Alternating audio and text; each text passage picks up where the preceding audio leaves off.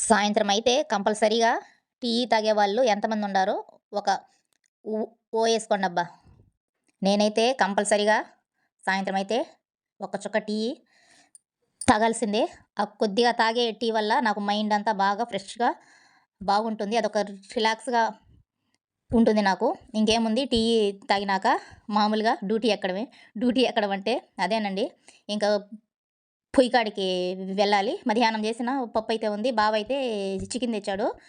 Fry చేసేసేయమే పప్పులోకి బావుంటుందన్నాడు. కొండ నాలికకి మందేస్తే ఉన్న నాలిక ఊ ఊ ఊడిందన్నట్టు బయట బజార్‌లో ఎక్కువ రేట్ అనేసినని ఇంటి దగ్గరకి నైటీలు వస్తే 2 తీసుకున్నాను. వాటిలో ఒకటి డ్యామేజ్ అయ్యుంది. ఇక్కడ చికెన్ అయిపోయుండాది. ఒక పక్క అన్నం గూడా అయిపోయింది. అన్నాన్ని గూడా వార్పు పెట్టేసి పాలు గూడా కాంచేశాను. That's for small mini vlog.